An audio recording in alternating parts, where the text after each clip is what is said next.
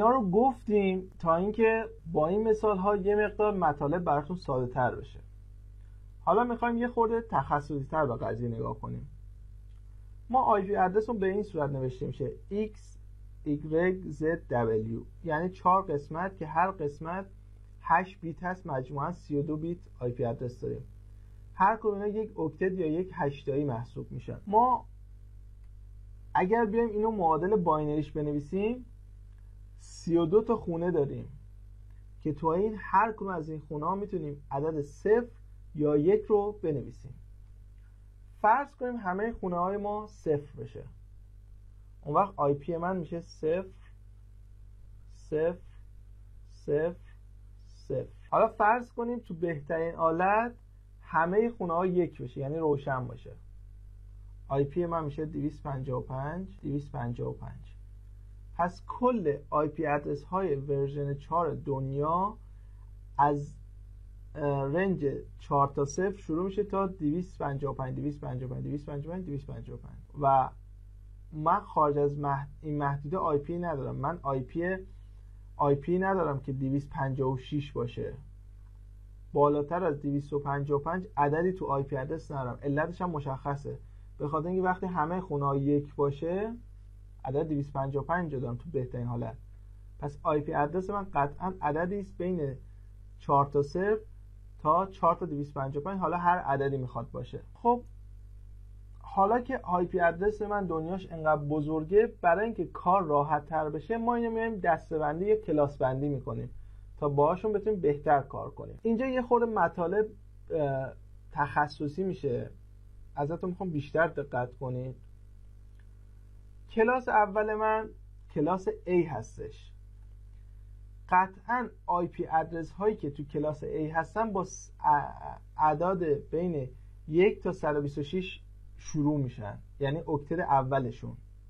این اکتدشون یه عدد هست بین 1 تا 126. برای مثال آی پی 10 53 40 27 الان مربوط به کلاس A هست.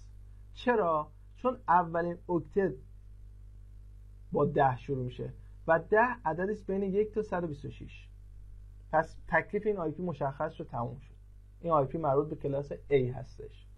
توی این آی پی قطعا اولین بیت از سمت چپ من 0 هستش و دلیلش هم مشخصه. اگر من همه این هفتای باقی مونده رو اگر 1 قرار بدم به من عدد 127 رو میده و اگر این 1 باشه این عدد من از 126 میزنه بالا. پس برای اینکه قطعا من عددی بین 1 تا 126 داشته باشم باید اولین بیت من از اولین اکتد من که x هستش 0 باشه و این 7 خونه حالا هر جوری که میخوان تغییر کنن. 2 تا آی پی تو این کلاس من نمیتونم استفاده کنم. یکی آی پی 4 تا 0 هستش، یعنی من حق ندارم با 0 شروع کنم، همینطور که می‌بینید نوشتم از 1 تا 126. پس اینجا همه 0 نمیتونه بشه، هر 8 تا بیتش 0 بشه.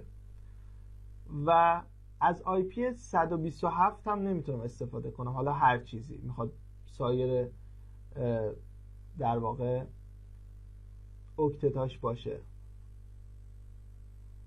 پس از آی پی 127 و 0 نمیتونم تو این کلاس استفاده کنم که تو ادامه علتش رو میگم چرا من از این 2 تا آی پی نمیتونم استفاده کنم. به طور پیش‌فرض تو کلاس A اکتد اول آدرس نتورک من هست و 3 اکتد بعدی آدرس هست من هست و سابنت ماسک پیش‌فرض اون هم به این صورت میشه 255 0 0 0.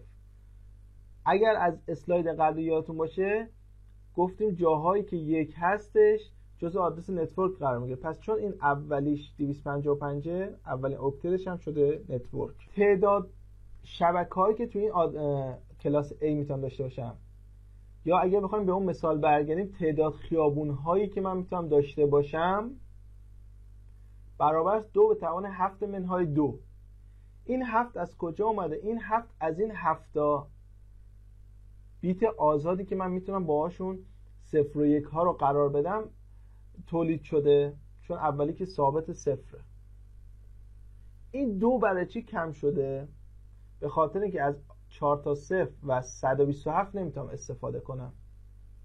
این استثنای منهای 2 فقط مال کلاس A. تو سایر کلاس ها من این دوتا رو کم نمی کنم.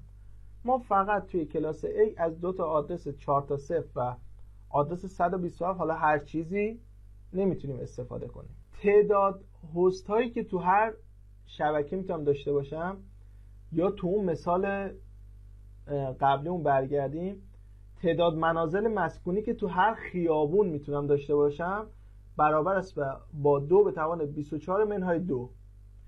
این 24 مشخصه به خاطر اینکه 3 تا اکتت، 3 تا هشتایی من به عنوان هست دارم، پس میشه 24. این دوتا چرا کم شد؟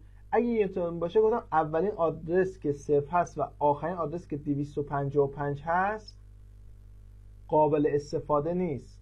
اولی اسمش نتورک، آخری آدرس برادکست ما هستش. این دو هم به خاطر این کم شده. اگر جایشو متوجه نمیشین نگران نباشین، ویدیو رو مجددا بعد از اینکه اتمام پیدا کرد نگاه کنین و اگر باز هم متوجه شدین تو ویدیوهای بعدی مطالب تکرار میشه، فقط یک مقدار دقت میخواد. خب کلاس A رو گفتیم. کلاس B از عدد 128 تا 191 شروع میشه. پس اگر من IP دیدم به این صورت 131 54 25 17 بلا فاصله، چون اولین اکتدش 131 و بین عدد 128 تا 191 قطعا این IP کلاس B هستش. توی کلاس 2 بیت اول من قطعا با 1 و 0 شروع میشه. چرا؟ به خاطر اینکه من اگر 6 تا حالت بعدی رو همه رو 0 قرار بدم به من 128 رو میده و اگر همه رو 1 قرار بدم به من 191 رو میده. و برای اینکه من تو این بازه بتونم IP داشته باشم قطعا 2 بیت اول من از اکتد اول من که X هست به صورت 1 0 هستش.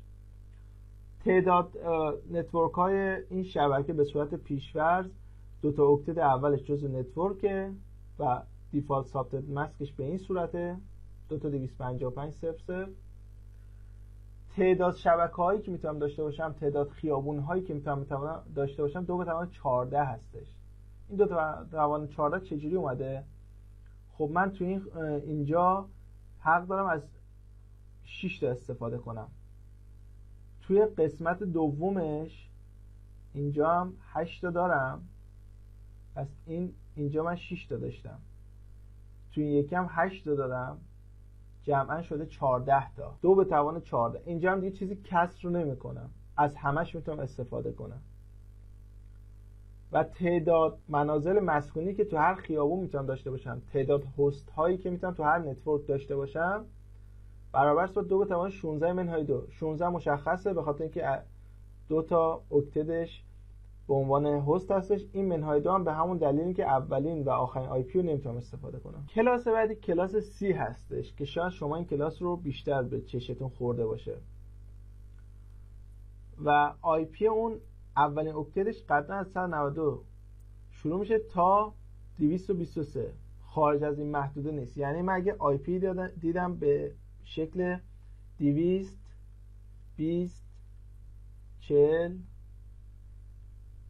12 این قطعا کلاس C هستش، چون با 200 شروع میشه.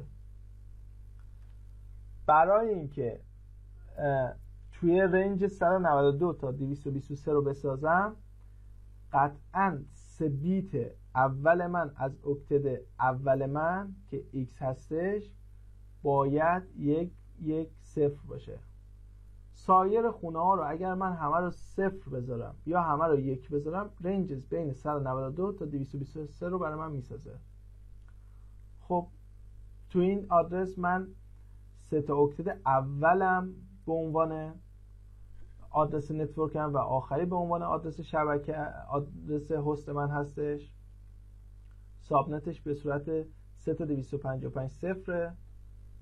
این هم دیگه مشخصه دیگه که چرا شده 21. 3 تاشو اینجا ما نداریم، یعنی از اکتید اول 5 تاش قابل استفاده. این دوتا هم هر کدوم یکی 8 تا دارن، جمعا میشه 16 تا، با 5 تا اولی شده 21. استثنایی هم وجود نداره و تعداد هستایی که تو هر شبکه دارم 2 به توان 8 منهای اون دوتا استثناه. کلاس بعدی کلاس دی هستش که این کلاس مربوط به مالتی کست هستش.